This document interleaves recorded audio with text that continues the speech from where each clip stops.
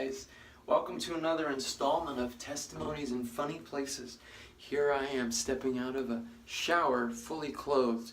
No, don't worry, I'm not doing drugs again. I just have a sense of humor, and you might not like that, but that's okay because I'm about to get into a really deep testimony. So hope that little bit of lightheartedness can just sort of, put you at ease for what I'm about to talk about. It's something that happened when I was actually in the grips of drug addiction. And I don't even know what year it was, maybe 2012. And I was at a point where I was really feeling depressed, really feeling like I had let everybody down. I was on and off homeless, in and out of shelters and rehabs, and I had just come out of a rehab.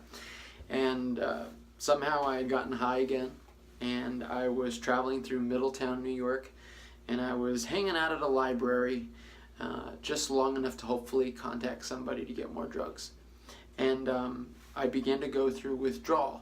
So if you don't take drugs, if you're addicted to them and you stop taking them, like in a short period of time, your body will crave it, and your body, it's like, feels like it needs it to survive. So you'll begin to feel symptoms that are like the flu.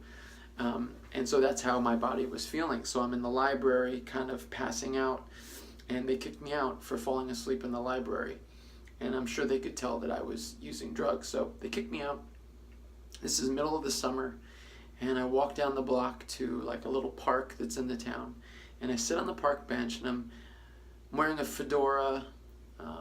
It's like a hat, and I'm wearing sunglasses, and it's middle of the summer, and my body's feeling like it's physically dying. I feel like miserable and sad and lonely and lost and just craving more drugs. And honestly, God was really not the first thing that was on my mind, to be honest with you. And I'm sitting on this park bench contemplating just how awful my life was at that point. And I was just actually thinking of ways to manipulate people to get more money, to get more drugs.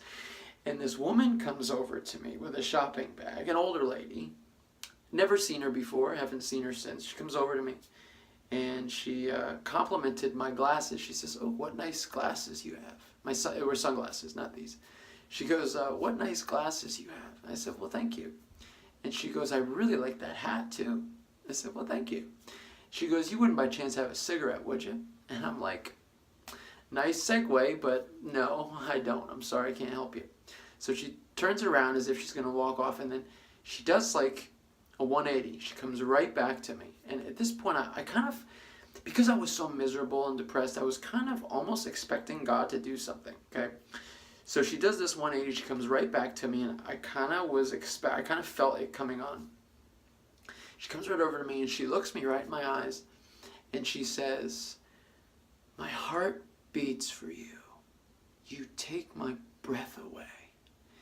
And she turned right around and walked off. And when she said those words, I'm telling you, something transferred into me. And I could feel God's heart for me. And it made me cry. I was sobbing. And I just knew that it was God. Somehow God had arranged this moment.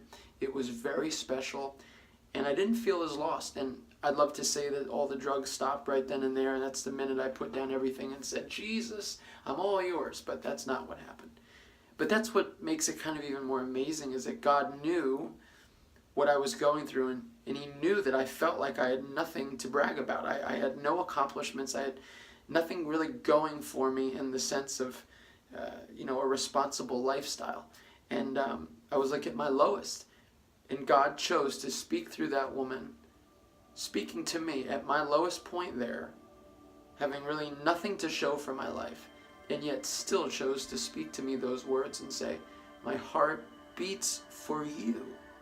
You take my breath away."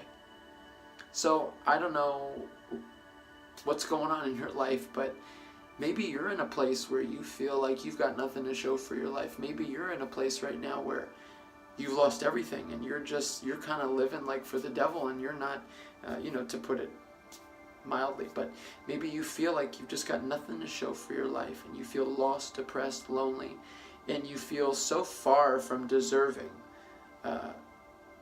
of God to say something like that to you. But I want to speak that to you today, because I know from experience that that is God's heart for you. No matter what you're going through, or no matter what you've done in your life, God loves you because He is love.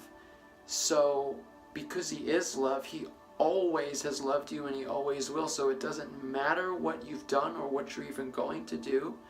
His love won't change, but He wants you to yield your life to Him so that you can become an expression of His love in the earth. So I want to just communicate to you what God thinks about you.